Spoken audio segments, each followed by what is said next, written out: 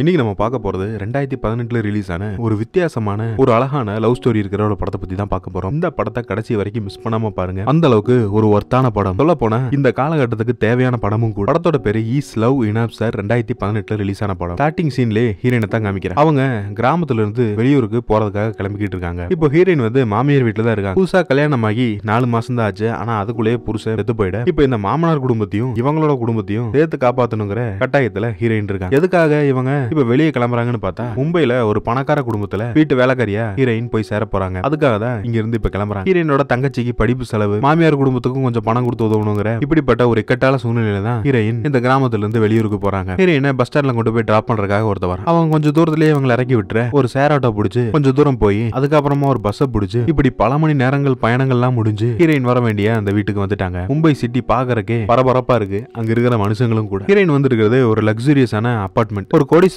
தான் புது பொண்டாட்டியோட இங்க வந்து செட்டில் ஆக போறாரு. அவர் தான் இந்த படத்தோட ஹீரோ. அந்த அபார்ட்மெண்ட்ல தான் ஹீரோயின் இப்ப வந்திருக்காங்க. வந்ததுமே அந்த வீட்டுல இருக்கிற பொருட்கள்லாம் தொடச்சு வச்சு டேபிள் எல்லாம் கிளீன் பண்ணி எல்லா வேலையும் பாக்குறாங்க. அங்க இருக்க ஒரு டிரைவர் தான் ஹீரோயினுக்கு இந்த வேலையை ரெக்கமெண்டேஷன் பண்ணிருப்பான். அன்னைக்கு நைட்டு ஹீரோ அந்த வீட்டுக்கு வரான். ஆனா இவன் புதுசா கல்யாணமாயி வருவான் தானே ஹீரோயின் நினைச்சிருப்பாங்க. அதுதான் நடக்கல. ஹீரோவுக்கும் அவனோட காதல் பண்ணிக்க போற பொண்ணுக்கும் ஏதோ பிரச்சனை. அதனால கல்யாணம் நடக்கல. நிச்சயதார்த்தம் முடிஞ்சு கல்யாணம் நடக்க வேண்டிய ஒரு நிலைமை தான். ஹீரோ கல்யாணம் பண்ணிக்க போற அந்த பொண்ணு சீட்டிங் பண்ணிட்டதுனால இந்த கல்யாணம் நின்னு போயிடுச்சு. சரி, ஹீரோ இந்த அபார்ட்மெண்ட்டுக்குள்ள வந்ததுக்கு அப்புறம் சாப்பாடு கொடுக்கலாம்னு சொல்லி ஹீரோயின் இந்த பக்கம் வராங்க. நம்மால வேற இந்த கல்யாணம் நின்னு போன அந்த கோவத்துல இருக்க அதை பார்த்ததுமே ஹீரோயின் புரிஞ்சுக்கிறான். இப்ப நம்ம சாப்பாடு கொடுக்கறது சரியில்லை அப்படின்னு அதை திருப்பி கொண்டு போயிடுறேன். ஹீரோ ஒரு கிளாஸ் டம்ளர் எடுத்து அதுல சரக ஊத்தி அவனோட சோகத்தை வெளியே சொல்ல முடியாம மனசுக்குள்ளேயே அழுதுகிட்டு இருக்கான். ஹீரோயின் போய் படுத்து தூங்கிட்டாங்க. அப்பன்னு பார்த்து ஏதோ ஒரு சத்தம் கேக்குது. என்னன்னு வெளியே எழுந்து பார்த்தா ஹீரோ தான் மட்டையாயி ஒரு சோஃபால கீழே விழுந்திருப்பான் போல. அவன் போர்வை கூட போதிக்காம படுத்துட்டு இருக்க ஹீரோயின் அங்க இருக்கிற ஒரு பெட்ஷீட் எடுத்து இவனுக்கு போதி விடுறான். அடுத்த நாள் காலையில சீக்கிரமாவே எழுந்திருச்சு அங்க இருக்க பொருட்கள் எல்லாம் மடிச்சு வச்சிட்டு இருக்காங்க. ஹீரோ எழுந்து வேலைக்கு போயிட்டான் போல. அவன் குடிச்சிட்டு மிச்சம் வச்ச அந்த பாட்டில், கிளாஸ், சிகரெட் பாக்கெட்னு சொல்லி எல்லாத்தையும் எடுத்து ஹீரோயின் கிளீன் பண்ணி வீட்டை மறுபடியும் நீட்டாக்குறாங்க. இல்ல ஹீரோ வேலைக்கு போல வீட்டுல தாங்க இருக்கான். அவன் லேப்டாப்ல ஏதோ வேலை பார்த்துக்கிட்டு இருக்க ஹீரோயின் இவனுக்கு பிரேக்ஃபாஸ்ட் ரெடி பண்ணி கொண்டு வந்து கொடுக்குறாங்க. அவன் இருக்கிற மனநிலைக்கு ஹீரோயின் கிட்ட எந்த ஒரு வார்த்தையுமே பேசல. அப்போன்னு பார்த்து ஹீரோவுக்கு ஒரு போன் வருது. யாருன்னு பார்த்தா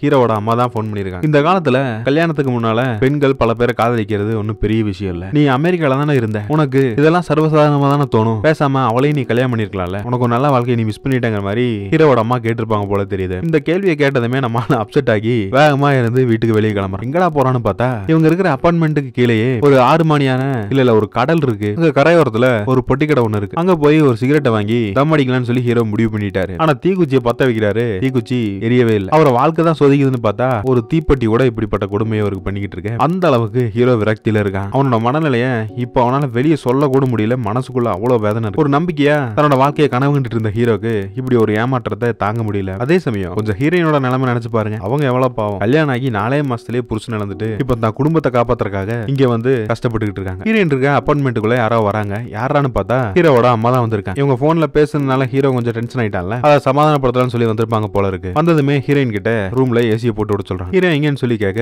தெரியல, அவர் இப்பதான் இங்க வெளியே போனாரு, வந்துருவாரு, வெயிட் பண்ணுங்கிற மாதிரி சொல்லிட்டு ஹீரோயின் போறாங்க. அவங்க சொன்ன மாதிரியே ஹீரோவும் வீட்டுக்கு வந்துட்டு ஹீரோவோட அம்மாவும் இவனுக்கு அட்வைஸ் பண்ணிட்டு இருக்காங்க. ஹீரோ வந்து இவ்வளவு பொறுமையா இருக்க இன்னொரு காரணமும் இருக்கு. என்னன்னா ஹீரோவோட தம்பிக்கு உடம்பு சரியில்லாதனாலதான் ஹீரோ இங்க வந்திருப்பாரு. ஆனா இவங்க எவ்வளவு முயற்சி பண்ணியும் அவனை காப்பாற்ற முடிஞ்சிருக்காது. அவன் இறந்தும் போயிட்டான். இதனால அவங்க அம்மாவும் அப்பாவும் கொஞ்சம் மனவேதனையில இருக்க ஹீரோ எதுவும் எதிர்த்து பேசக்கூடாது, அவங்க சொல்றதை கேட்டுக்கணும் அப்படிங்கிற மாதிரி கொஞ்சம் பொறுமையா தான் இருக்காரு. அவங்க அம்மா இங்க இருந்து கிளம்பி போனதுக்கு அப்புறம் ஹீரோ வேலைக்கு போயிட்டாரு. இங்கன்னு பார்த்தா ஒரு பில்டிங் கன்ஸ்ட்ரக்ஷன் கம்பெனிக்கு தான் வந்திருக்காரு. இங்க முதலாளி யாருன்னு நினைச்சுக்கிட்டு இருக்கீங்க? ஹீரோவோட அப்பா தான். ஆனா ஹீரோவுக்கு வந்து இந்த வேலை பார்க்கறதுல சுத்தமா விருப்பம் இல்ல. ஹீரோவோட ஆசை லட்சியம் எல்லாமே ஒரு ரைட்டர் ஆகணும், ஒரு புத்தகம் எழுதணுங்கிற எண்ணம் மட்டும்தான். அப்படியே கட் பண்ணா இந்த பக்கம் ஹீரோயின் மார்க்கெட்டுக்கு வந்திருக்காங்க. எதுக்கு? கறி வாங்குறக்கா. இவங்க வேற சுத்த சைவம் போல. இருந்தாலும் ஹீரோ வேற ரொம்ப அப்செட்லயே இருக்க. ஏதாவது இந்த மாதிரி நல்லபடியா சமைச்சு கொடுத்தா அவரோட மனநலம் கொஞ்சம் மாறுமோன்னு சொல்லி இவங்க நினைக்கிறாங்க. அதுக்காக பக்கத்து வீட்டு வேலைக்காரமாக கூட்டிட்டு போய் அந்த நான்வெஜ் ஐட்டங்கள்லாம் வாங்கிட்டு நம்ம யூடியூப்ல வீடியோ பார்த்து சமைப்போம்ல, அந்த மாதிரி இந்த பக்கத்து வீட்டுக்காரங்களும் ஹீரோயினுக்கு ஒரு பேப்பர்ல எப்படி எல்லாம் சமைக்கணும்னு சொல்லி டிப்ஸ் எழுதி கொடுத்திருப்பாங்க. அந்த போட்டோ பேப்பரை வச்சு கொஞ்சம் கொஞ்சமா பார்த்து ஹீரோயின் சமைக்கிறாங்க. ஆனா ஹீரோ கிட்ட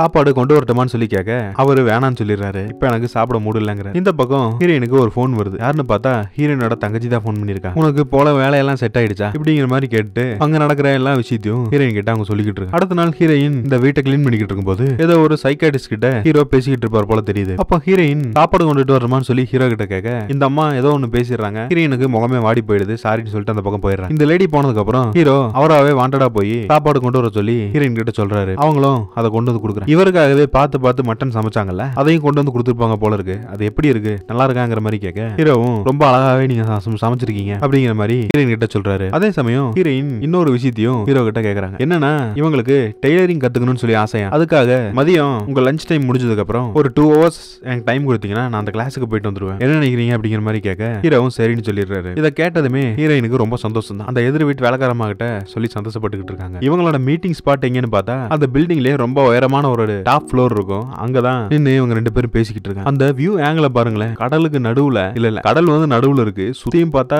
ஏகப்பட்ட பில்டிங், நம்மளால எண்ணி கூட பார்க்க முடியாது அத்தனை பில்டிங் இருக்கு. ஹீரோயினும் அடுத்த நாள் அந்த டெய்லரிங் கிளாஸுக்கு வராங்க. ஒரு வயசான பெருசுதான் இருக்காரு. சரி வந்தோடனே ஹீரோயினுக்கு அந்த ட்ரெஸ்ஸிங் பத்தின விஷயத்தை தான் சொல்லி கொடுப்பாருன்னு பார்த்தா அவரு அதெல்லாம் அப்புறம் பாத்துக்கலாம், முதல்ல மேல ரூம்ல பழைய பொருட்கள் எல்லாம் தூசி பிடிச்சு கிடக்கு, அதை போய் கொஞ்சம் கிளீன் பண்ணிட்டு வாங்குற மாதிரி சொல்றாரு. ஹீரோயினும் வேற வழி இல்லாம இந்த ஆளு சொல்றத கேக்குறாங்க. ஆனா ஹீரோயின் வந்து எதுக்காக எப்படி ஸ்டைலா ட்ரெஸ் தைக்கணும் இப்படிங்கிற இந்த விஷயத்த கத்துக்கத்தான் இவங்க வந்திருப்பாங்க. ஆனா இந்த ஆளு கொஞ்சம் கூட அந்த வேலையை ஹீரோயினுக்கு கொடுக்கல. ஹீரோயின் பஸ்ல போகும்போது ஒரு பொட்டிக் ஷாப்பை பாக்குறாங்க. அங்க உள்ளுக்குள்ள கலர் கலரான ட்ரெஸ்ஸஸ் எல்லாம் அடுக்கி வச்சிருக்காங்க. அது பார்க்கவே ரொம்ப அழகா இருக்கு. அதை பார்த்து ரசிச்சுக்கிட்டே ஹீரோயின் போறாங்க. ஹீரோயினுக்கும் இந்த மாதிரியான ஒரு ஃபேஷனபிளான ஒரு கடையை வைக்கணுங்கிறது தான் ஹீரோயினோட ஆசைன்னு வச்சுக்கோங்களேன். அபார்ட்மெண்ட்ல இருக்கும்போது காலிங் பில் அடிக்குது. யாருன்னு பார்த்தா ஹீரோவோட டிரைவர் தான். இந்த என்கேஜ்மெண்ட்டுக்கு கிஃப்ட் எல்லாம் வந்திருக்குல்ல, அந்த கிஃப்ட் ஹீரோவோட பேருக்கு வந்த எல்லாத்தையும் அந்த பொண்ணு வீட்டுக்காரங்க கொடுத்து விட்டாங்க போல இருக்கு. அதை கொண்டு வந்து இந்த டிரைவர் கொடுத்துட்டு போனான். ஆனா ஹீரோவுக்கு இந்த கிஃப்ட்ஸ் எல்லாம் திருந்து பார்க்க கூட விருப்பம் இல்ல. அப்ப ஹீரோயின் சொல்றாங்கன்னா இதெல்லாம் கொண்டு போய் வேஸ்ட் ரூம்ல நான் போட்டு வச்சிடறேன் அப்படிங்கிற மாதிரி சொல்லிட ஹீரோவுக்கு இது ரொம்ப சந்தோஷமா இருக்கு. ஒரு சொல்லாமலே ஹீரோவோட மனநிலையை அவங்க புரிஞ்சுக்கிட்டாங்க. என்னதான் இருந்தாலும் கூட ஹீரோவோட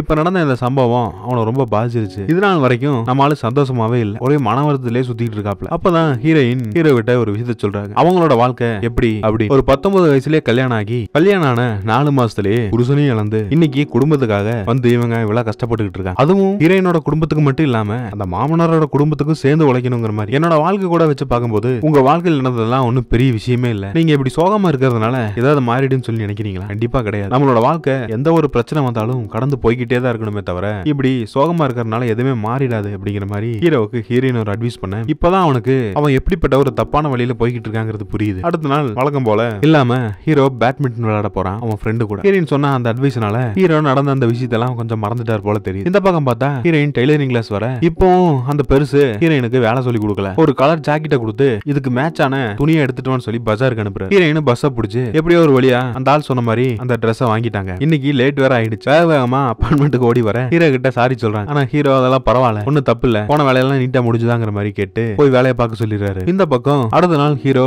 அந்த பில்டிங் சைட்டுக்கு வர. ஆனா அவருக்கு சுத்தமா இந்த வேலையவே பிடிக்கல. அதை இந்த அப்பங்கிட்டே நேரடியா அவர் சொல்லிடுறாரு. அடுத்த நாள் திரும்பவும் ஹீரோயின் அந்த டெய்லரிங் கிளாஸுக்கு போறான். சரி இன்னைக்காவது இந்த பெருசு ஹீரோயினுக்கு ட்ரெஸ் தைக்கிறது சொல்லி கொடுப்பான்னு பார்த்தா திரும்பவும் இன்னொரு ஜாக்கெட்டை கொடுத்து ஏதோ ஒரு பொருளை வாங்கிட்டு வர சொல்ல ஹீரோயினுக்கு இதுக்கு மேல பொறுமையே இல்ல. அந்த துணியை மடிச்சு இந்த ஆள் மூஞ்சிலே விட்டெறிஞ்சிட்டு உன்னோட கிளாஸ் வேணாம் ஒண்ணு வேணாம் போயா, நான் வேற யார்ட்டியா போய் கத்துக்கிறேங்கிற மாதிரி சொல்லிட்டு இங்க வீட்டுக்கு வந்துடுறாங்க. ஹீரோயினுக்கு சின்னதா ஒரு தனியா ஒரு ரூம் ஒன்று கொடுத்துருப்பாங்க. அந்த ரூமுக்குள்ள உட்காந்து அவங்க டிஃபன் பாக்ஸ்ல கொஞ்சம் பணம் எல்லாம் சேர்த்து வச்சிருப்பாங்க.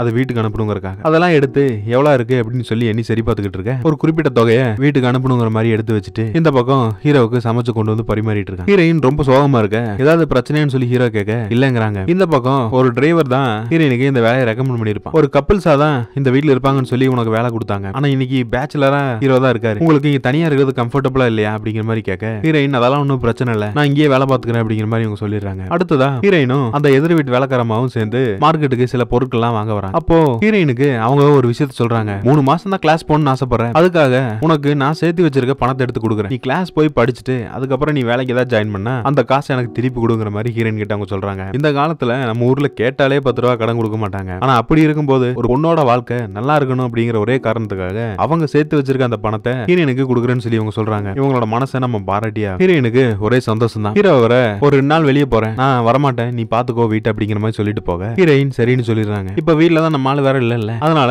ஹீரோயினும் அந்த வேலைக்காரமாவும் சேர்ந்து ஒரு ஸ்கூட்டியை எடுத்துட்டு வெளியே பஜாருக்கு போறாங்க. எதுக்கு? ஹீரோயினுக்கு அந்த கிளாஸுக்கு தேவையான பொருட்கள்லாம் பர்ச்சேஸ் பண்ணும்ல, அதை வாங்குறதுக்காக தான். என்னென்ன பொருட்கள்லாம் வேணுமோ அதை ஒத்தனையும் வாங்கிட்டு இவங்க வீட்டு வரைக்கே இப்படி நைட் ஆயிடுது. நாளைக்கு தான் வருவேன்னு சொன்ன ஹீரோ இன்னைக்கு நைட்டே வந்துட்டான், என்ன விஷயங்கிறது சொல்லி தெரியல. அடுத்த நாள் ஹீரோயினும் மார்க்கெட்டுக்கு போய் காய்கறி எல்லாம் வாங்கிட்டு புதுசா ஒரு டெய்லரிங் கிளாஸ்ல சேர்ந்துருப்பாங்கல்ல அங்க போறாங்க. இன்னைக்கு தான் இவங்களோட ஃபர்ஸ்ட் நாள். இது வெறும் டெய்லரிங் கிளாஸ் மட்டும் இல்லங்க, அந்த டிசைன்டான கிளாத்ஸ் எல்லாம் தைப்பாங்கல்ல அந்த மாதிரியான ஒரு இடம். என்ன சொல்றது, நம்ம ஃபேஷன் டிசைனிங் சொல்லுவோம்ல அந்த மாதிரின்னு வச்சுக்கோங்களேன். எப்படி மாடலா ஒரு ட்ரெஸ் தைக்கணும், அதுக்கு எந்த மாதிரி டிசைனிங் கொடுத்தா நல்லா இருக்கும் அப்படிங்கறதா இன்னைக்கு ஃபர்ஸ்ட் நாள் கிளாஸ். இதை படிச்சுட்டு ரொம்ப சந்தோஷமா ஹீரோயினும் வீட்டுக்கு வராங்க. அதே சமயம் ஹீரோ ஒரு விஷயத்தை சொல்றாரு. என்னன்னா இன்னைக்கு அவங்க வீட்டுல ஒரு பார்ட்டி மாதிரி ஒரு கெட் டுகெதர் நடக்க போகுது, அதுக்கு தேவையான பொருட்கள்லாம் சமைச்சிட சொல்லி ஹீரோயின் கிட்ட அவர் சொல்றாரு. எதுக்காக இந்த பார்ட்டி பார்ட்டின்னு பார்த்தா ஹீரோவோட ஃப்ரெண்டு ஒரு பொண்ணை கூட்டிட்டு வந்து ஹீரோவுக்கு இன்ட்ரோடியூஸ் பண்ணி வைக்கிறான். இவங்க 2 பேருக்கும் ஜோடி பொருத்தம் கரெக்டா இருக்குன்னு சொல்லி அப்படி வந்த இடத்துல ஹீரோயின் தெரியாதனமா அந்த லேடி மேல காஃபியா என்னமோ கொட்டிடுறாங்க. இதுக்கு அவ ரொம்ப கோவப்படுறான். ஹீரோயின் தெரியாம நடந்துருச்சு, மன்னிச்சிருங்க அப்படிங்கிற மாதிரி சொன்னாலும் அதை ஏத்துக்கக்கூடிய மனநிலை அவங்கல்ல. ஹீரோயின் ஒரு வேலைக்காரி அப்படிங்கறனாலதான்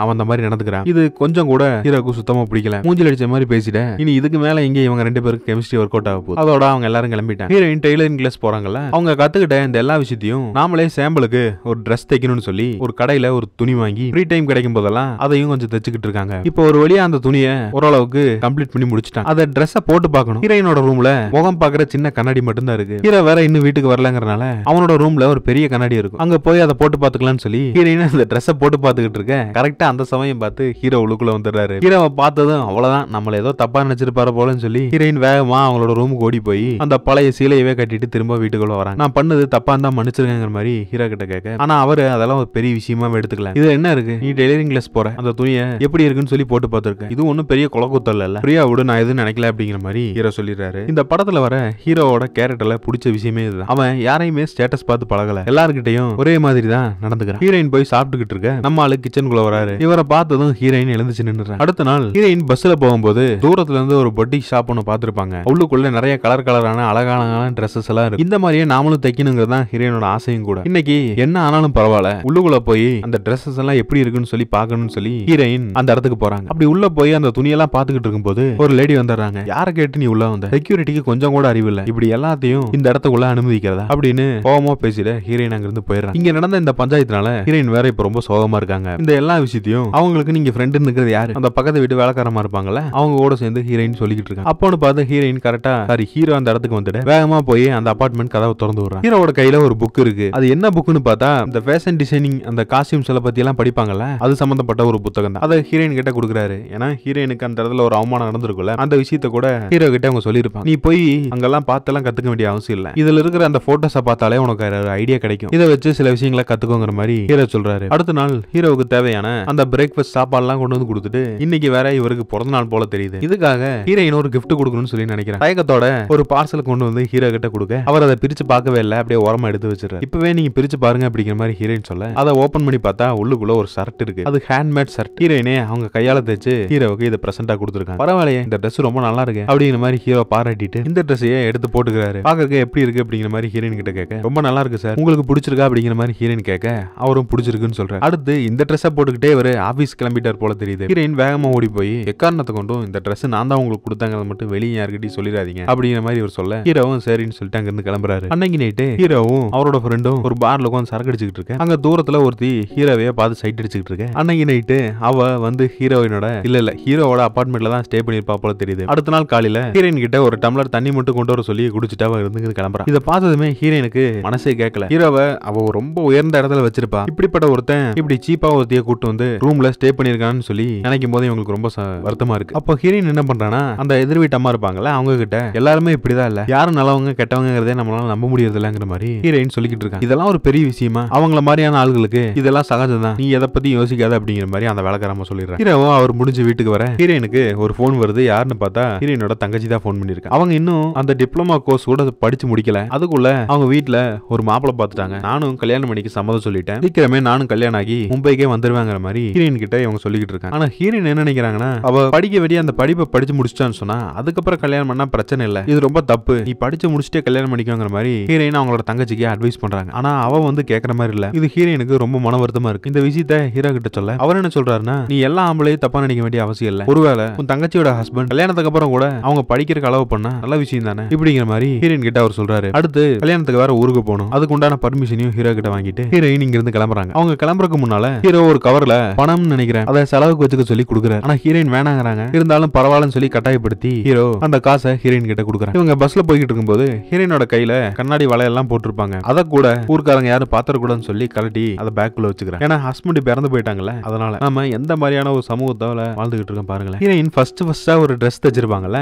அந்த ட்ரெஸ்ஸை கொண்டு வந்து தங்கச்சி கிட்ட கொடுத்து அவங்கள அதை போட்டு வர சொல்லி அதை பார்த்து ரசிச்சுக்கிட்டு இருக்காங்க. இந்த துணி ரொம்ப அழகா இருக்கு, உனக்கு பிடிச்சிருக்கா அப்படிங்கிற மாதிரி தங்கச்சி கிட்ட கேட்க அவங்களும் ரொம்ப சந்தோஷப்படுறாங்க. இப்போ ஹீரோயின் வேற வீட்டுல இல்லங்கிறதுனால அவங்களுக்குன்னு சொல்லி ஒரு சின்னதா தனி ரூம் இருக்கும்ல, அந்த ரூமை ஹீரோயின் ஹீரோ போய் பாத்துக்கிட்டு இருக்காரு. அது சின்ன ரூமா இருந்தா கூட அந்த ரூமை ரொம்ப அழகா அவ்வளவு நீட்டா ஹீரோயின் அடுக்கி வச்சிருப்பாங்க. சரி ஊருக்கு போன ஹீரோயினுக்கு ஒரு போன் பண்ணலாம்னு சொல்லி முடிவு பண்ணி ஹீரோ போன் போன் பண்றாரு. ஆனா அந்த போனை பேசுறதுக்கு கூட ஹீரோயின் அவங்க வீட்ல இருந்து கொஞ்சம் தூரம் நடந்து வந்துதான் அந்த போனையே அட்டன் பண்றாங்க. கல்யாணம் எல்லாம் எப்படி நடந்துகிட்டு இருக்கு மாதிரி கேட்க, அதெல்லாம் ரொம்ப நல்லாவே போயிட்டு இருக்கு சார் அப்படிங்கிற மாதிரி சொல்லிட்டு ஒரு கட்டத்துக்கு மேல ஹீரோயினாலே அவர்கிட்ட என்ன பேசுறதுன்னு சொல்லி தெரியல. சரி வச்சிட்டோமா அப்படின்னு சொல்லிட்டு இவங்க போனை கட் பண்ணிடுறாங்க. அன்னைக்கு நைட்டு ஊர்ல இருந்து வீட்டுக்கு ஹீரோயின் கிளம்பிட்டாங்க. வீட்டுக்கு வந்ததும் அவங்களோட போன்ல அந்த கல்யாண பொண்ணு மாப்பிள்ளைய போட்டோ எல்லாம் எடுத்திருப்பாங்க. அந்த போட்டோ எல்லாம் ஹீரோ காமிக்கிறாங்க. எப்படியோ ஒரு வழியா நல்லபடியா தங்கச்சியோட கல்யாணம் முடிஞ்சிருச்சு அப்படின்னு சொல்லி ஹீரோயின் சந்தோஷப்படுறாங்க. எனக்கு நடந்த மாதிரி இல்லாம என் தங்கச்சிக்கு பாத்திருக்க இந்த மாப்பிள்ள ஓரளவுக்கு கொஞ்சம் நல்ல குடும்பம் தாங்கிற மாதிரி ஹீரோ கிட்ட இந்த விஷயத்தெல்லாம் ஹீரோயின் சொல்றாங்க. அடுத்த நாள் வீட்டுக்கு ஒரு பார்சல் வருது. அது என்னன்னு சொல்லி தெரியல. ஹீரோயின் அதை வாங்கி உள்ளுக்குள்ள ஒரு ஓரமா தள்ளி வச்சறா. இன்னைக்கு வேற அங்க விநாயகர் சதுர்த்தி ஃபங்க்ஷன் வேற நடந்துகிட்டு இருக்கனால மும்பை ஏரியா ஃபுல்லா சரியான டிராபிக் வேற. ஹீரோவும் எப்படா வீடு போய் சேருவாங்கிற மாதிரி கார்ல வந்துகிட்டு இருக்க. வீட்டுக்குள்ள வந்ததுமே அந்த பார்சலை ஹீரோ பாக்குறாரு. ஹீரோயின் காலையில தான் ஒருத்தர் கொண்டு வந்து கொடுத்துட்டு போனாரு அப்படிங்கிற மாதிரி அவங்க சொல்ல, நம்மால என்னங்கிறாரு, இந்த பார்சல் உனக்காக தான், நீ பிரிச்சு பாக்கலையா, இப்பவே ஓபன் பண்ணு அப்படிங்கிற மாதிரி சொல்ல ஹீரோயினா அதை திறந்து பாக்குறாங்க. உள்ளுக்குள்ள என்ன இருக்குன்னு பார்த்தா அந்த தையல் மிஷின் இருக்குங்க. அது ஹீரோயினுக்கு கொடுக்கறதுக்காக தான் நம்ம ஆளு ஆர்டர் பண்ணிருக்காரு. ஹீரோவை பொறுத்த வரைக்கும் அந்த பொருள் ஒன்னும் பெரிய விலை உயர்ந்த பொருள் இல்ல அவனோட லெவலுக்கு. ஆனா ஹீரோயினுக்கு அது எவ்வளவு பெரிய விஷயம். இதை பார்த்ததுமே அவங்களால வார்த்தைகளால கூட சொல்ல முடியல. மனசுக்குள்ள அப்படி ஒரு சந்தோஷம். அவங்களோட கண்ணெல்லாம் அப்படியே கலங்கி போயிருக்கு. ஹீரோவை பார்த்து ஒரு தேங்க்யூ சொல்ல அடுத்த நாள் அந்த விநாயகர் சதுர்த்தியோட கடைசி நாள் அந்த கடல்ல கொண்டு போய் கரைப்பாங்கல்ல, அந்த மாதிரியான அந்த ஃபங்க்ஷன் போய்கிட்டு இருக்கு. ஹீரோவோட அபார்ட்மெண்ட் கீழே இருக்கிற எல்லாருமே கோலாகலமா இந்த ஃபங்க்ஷனை கொண்டாடிக்கிட்டு இருக்காங்க. டான்ஸ் ஆட்டம் பாட்டுன்னு சொல்லி வெகு விமர்சையா போய்கிட்டு இருக்கு. ஹீரோயின் ஒரு ஓரமா ஒதுங்கி நின்னுகிட்டு இருக்க. அந்த பக்கத்து வீட்டு வேலைக்காரமா கூப்பிட்டு ஹீரோயினையும் டான்ஸ் ஆட சொல்றாங்க. ஹீரோயினும் அவங்களோட கவலைகள் எல்லாம் மறந்து சந்தோஷமா ஒரு டான்ஸ் போட்டுக்கிட்டு இருக்க. அந்த சமயம் பார்த்து கரெக்டா ஹீரோ இங்கே வந்துடுறாரு. ஹீரோயின் டான்ஸ் ஆடிட்டு இருக்கிறத வேற இவர் பார்த்தாரு. இவரை பார்த்ததுமே ஹீரோயின் அவ்வளவுதான் ரொம்ப அமைதியாகி இவருக்கு பின்னாலேயே போய் அந்த லிப்ட்ல ஹீரோ கூட நின்னுக்கிறாங்க. அங்க போய் ஃபங்க்ஷனை செலிப்ரேட் பண்ண வேண்டியதானே, வீட்டுக்கு வந்து என்ன பண்ண போற அப்படிங்கிற மாதிரி ஹீரோ கேக்குறாரு. ஹீரோயின் இல்ல சார் அதெல்லாம் இல்ல, சும்மா தான் அவங்க கூட நின்னுட்டு இருந்தாங்க மாதிரி ஹீரோயின் ஏதோ சொல்லி சமாளிக்கிறாங்க. ஹீரோயின் முகம் எல்லாம் வெறுத்து போயிருச்சு. இவங்களோட மைண்டே ஒரு செகண்ட் பிளாங்க் ஆன மாதிரி. ஹீரோயின் உள்ளுக்குள்ள வந்ததும் ஹீரோ ஹீரோயினோட கையை பிடிச்சு இவங்க கிட்ட இவர் ப்ரொபோஸ் பண்றாரு. ஹீரோயின் எதுவுமே சொல்லல. பக்கத்துல வந்து ஹீரோயினுக்கு ஹீரோ ஒரு முத்தத்தை கொடுக்க அவங்களும் ஹீரோவை தடுக்கல. அந்த சமயம் பார்த்து ஒரு போன் கால் அடிக்குது. ஹீரோயின் அந்த இடத்துல இருந்து விலகி போயிடுறாங்க. போன்ல யாருன்னு பார்த்தா ஹீரோவோட அம்மா தான் போன் பண்ணிருக்காங்க. அவங்க வீட்டுல ஏதோ ஒரு பார்ட்டி நடக்க போதும், அதுக்காக ஹீரோயினையும் அங்க இருக்கிற சில வேலைக்காரங்களையும் வீட்டுக்கு வர சொல்லிருக்காங்க. இப்போ ஹீரோயின் என்ன நினைக்கிறானா, நாம ஒரு பெரிய தப்பு பண்ணிட்டோம், இங்க நடந்த இந்த விஷயத்தை இப்பவே மறந்துருங்க அப்படிங்கிற மாதிரி ஹீரோ கிட்ட சொல்லிட்டு அவங்க ரூமுக்கு போய். ஆனா ஹீரோ ஹீரோயினை விடுற மாதிரி இல்ல. பக்கத்துல வந்து ஏன் நாம ரெண்டு பேரும் காதலிக்க கூடாதா, அது ஒன்னும் பெரிய தப்பு இல்லையே அப்படிங்கிற மாதிரி ஹீரோயின் கிட்ட பேசிக்கிட்டு இருக்க. ஹீரோயின் இதெல்லாம் சரியா வராது, சொன்னா புரிஞ்சுங்க அப்படிங்கிற மாதிரி ஹீரோக்கு அட்வைஸ் பண்றாங்க. நாம ரெண்டு பேரும் எங்கேயாவது வெளியே போலாமாங்கிற மாதிரி ஹீரோ கேட்க, அதெல்லாம் எதுவும் தேவையில்லைன்னு சொல்லி ஹீரோயின் அடிக்கடி இங்க மாடியில அந்த டாப் ஃப்ளோர்ல அந்த வேலைக்காரமா கூட ஒரு மீட்டிங் போடுவாங்கல்ல, அந்த இடத்துக்கு ஹீரோவை இவங்க கூட்டு வராங்க. இந்த வியூ பாயிண்ட இது வரைக்கும் ஹீரோ பார்த்ததே கிடையாது. அப்போ ஹீரோயின் என்ன சொல்றாங்கன்னா, நீங்க ஒரு பணக்கார வீட்டு பையன், அது இல்லாம உங்களோட தம்பி இறந்து போயிட்டதுக்காக தான் நீங்க இங்க வந்தீங்க. ஏதோ எதிர் திசையா நீங்க நினைச்ச மாதிரி உங்களோட கல்யாணம் நடக்கல. ஆல்ரெடி உங்க அம்மாவும் அப்பாவும் பல வேதனைகள் இருப்பாங்க. அப்படி இருக்கும்போது நீங்க என்ன மாதிரி ஒருத்தர் காதலிக்கிறேன்னு சொன்னா அவங்க என்ன நினைப்பாங்க, இல்ல இந்த சமூகம் தான் அதை ஒத்துக்குமா, கண்டிப்பா இதுக்கெல்லாம் வாய்ப்பே இல்ல, நடந்த இந்த விஷயத்த ஒரு கெட்ட கனவா நினைச்சு நீங்க மறந்துருங்க அப்படிங்கிற மாதிரி ஹீரோயின் சொல்லிடுறாங்க. ஹீரோவுக்கும் இவர் இவ்வளவு சொல்லியும் ஹீரோயின் அவங்கள அக்செப்ட் பண்ணிக்கலையேங்கிற ஒரு மனம் வருது. ஹீரோவோட க்ளோஸ் ஃப்ரெண்ட் ஒருத்தர் இருப்பான்ல, அவனை இன்னைக்கு நைட்டு வீட்டுல சாப்பிடறதுக்காக ஹீரோ இன்வைட் பண்ணிட்டு இருக்காரு. ஹீரோ ஹீரோயின் கூட பேசுற விதத்தை வச்சே அவன் ஃப்ரெண்டு கண்டுபிடிச்சிட்டான், இவங்க ரெண்டு பேருக்குள்ள ஏதோ ஒரு ட்ராக் ஒன்று ஓடிக்கிட்டு இருக்குன்னு. ஆனா ஹீரோயின் வந்து முழுக்க ஹீரோயின் சொல்றத ஏத்துக்கவே இல்லை. ஆனா ஹீரோ தான் வம்படியா ஹீரோயினை காதலிக்கிறேன்னு சொல்லி இந்த மாதிரி எல்லாம் பண்ணிக்கிட்டு இருக்காரு. ஹீரோவோட ஃப்ரெண்டும் என்ன அட்வைஸ் பண்றானா, இது கண்டிப்பா சரியா வராது, உன்னோட அம்மா அப்பா என்ன சொல்லுவாங்கன்னு உனக்கு தெரியல, தயவு செஞ்சு ஹீரோயினை நீ மறந்துடு, அதான் உனக்கு நல்லது அப்படிங்கிற மாதிரி அவன் ஹீரோவுக்கு ஒரு அட்வைஸ் பண்ணிக்கிட்டு. ஹீரோயின் ஹீரோவோட வீட்டுக்கு அந்த பார்ட்டிக்காக வேலைக்காரியா போயிருக்காங்க. இவங்க ஜூஸ் குடுக்கறதுக்காக அங்க இருக்கிற ஆட்கள் கிட்ட எல்லாம் போக ஒருத்தரும் ஒரு ரெஸ்பான்ஸ் கூட பண்ணல. வேலைக்காரங்க அப்படிங்கறனால அவங்க எந்த மாதிரி இவங்களை ட்ரீட் பண்றாங்கன்னு பாருங்களேன். இந்த மாதிரியான விஷயங்கள் தான் ஹீரோயினுக்குள்ள அவங்கள அறியாமலே நிறைய இன்ஃபீரியாரிட்டி காம்ப்ளெக்ஸ் கொடுத்துருச்சு. பத்தாததுக்கு ஹீரோ வீட்டுக்கு கிளம்புறதுக்கு முன்னால ஹீரோயின் கிட்ட நான் கிளம்பட்டுமா இல்ல உனக்காக வெயிட் பண்றதாங்கிற மாதிரி கேட்க, ஹீரோயினை சுத்தி இருக்கிற அந்த வேலைக்காரங்க எல்லாம் கொஞ்சம் வித்தியாசமா பாக்குறாங்க. இது சரியில்லை, ரொம்ப தப்பா இருக்க மாதிரி இவங்க கிண்டல் பண்ணிக்கிட்டு இருக்க. ஹீரோயினுக்கு இது ரொம்ப மன உளைச்சலா போயிடுது. நீங்க எதுக்காக இந்த மாதிரி 4 பேர் இருக்கும்போது என்கிட்ட வந்து கேட்டீங்க, இதனால அங்க இருக்கிற எல்லாருமே என்ன தப்பானு சொல்லி நினைச்சிருப்பாங்கல்ல, என்ன பார்த்தா உங்களுக்கு எந்த மாதிரி தெரியுது அப்படின்னு சொல்லி ஹீரோயின் கொஞ்சம் கோவப்பட்டு ஹீரோ கிட்ட பேசிடுறாங்க. இனி இதுக்கு மேலயும் நான் இங்க இருக்க போறதில்ல அப்படின்னு ஹீரோயின் அவங்களோட திங்ஸ் எல்லாம் எடுத்து பேக் பண்ண ஆரம்பிச்சு. அவங்களோட மனசுக்குள்ள அவ்வளவு வலி இருக்கு. அவங்களுக்கும் ஹீரோவை பிடிச்சிருக்குது. ஆனாலும் இந்த சமூகத்தை நினைச்சும் மத்தவங்க நம்மளை எப்படி பாப்பாங்கிறத நினைச்சும் ஹீரோயின் ரொம்ப பயப்படுறாங்க. ஹீரோவும் எவ்வளவோ கன்வின்ஸ் பண்ண பாக்குறாரு ஹீரோயின் இங்க இருந்து போக வேணாம்னு சொல்லி. ஆனா ஹீரோயின் அதெல்லாம் கேட்கற மாதிரி இல்ல. அவங்க கிளம்பிட்டாங்க. எங்க போயிருக்காங்கன்னு பார்த்தா ஹீரோயினோட தங்கச்சி ஒரு வீட்டுக்கு கல்யாணம் ஆகி வந்திருப்பாங்கல்ல, அங்கதான் ஹீரோயின் இப்ப வந்திருக்காங்க. இவங்களுக்கு ஒரு வேற வேலை கிடைக்கிற வரைக்கும் கொஞ்ச நாளைக்கு இங்க தங்கி இருக்கலாம்னு சொல்லி. இந்த பக்கம் பார்த்தா ஹீரோ அவனுக்கு இந்த வேலை பிடிக்கல, நான் திரும்பவும் அமெரிக்காக்கே கிளம்புறாங்கிற மாதிரி சொல்லிட்டு அவர் அங்கிருந்து பொருட்கள்லாம் பேக்கிங் பண்ணிட்டு பழைய வாழ்க்கைக்கே திரும்பிட்டார். இந்த பக்கம் பார்த்தா ஹீரோயினுக்கு ஒரு போன் வருது. யாருன்னா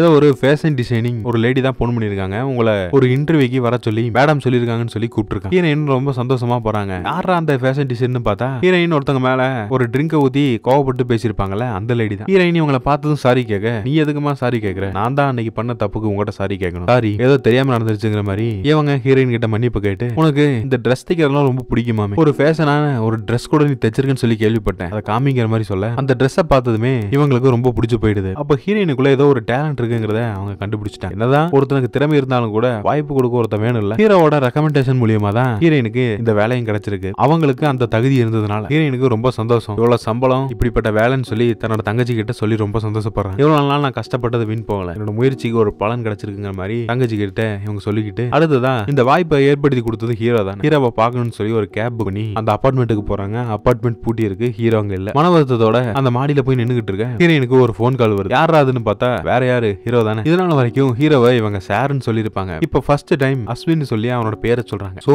இப்போ என்ன புரிய வருதுன்னா ஹீரோயினும் ஹீரோவோட அந்த காதல் ப்ரொபோசலை அக்செப்ட் பண்ணிக்கிட்டாங்க. அவங்களுக்கு கிடைச்ச இந்த வேலை ஒரு கான்பிடென்ட்டையும் ஒரு தன்னம்பிக்கையும் வாழ்க்கையில கொடுத்துருக்கு. இனி இதுக்கப்புறம் ஹீரோயின் இந்த சமூகத்தை பத்தி கவலைப்பட வேண்டிய அவசியம் இல்லை. அவங்களுக்கு மனசுக்கு பிடிச்சதை தைரியமா செய்யக்கூடிய ஒரு மனநிலைக்கு இவங்க வந்துட்டாங்க. இந்த ஒரு ஹாப்பி எண்டிங்கோட இந்த படம் முடியுது. இந்த படத்தை பத்தி நீங்க என்ன நினைக்கிறீங்க அப்படிங்கறத மறக்காம கமெண்ட்ல சொல்லுங்க. மீண்டும் ஒரு வித்தியாசமான படத்தோட தேங்க்யூ.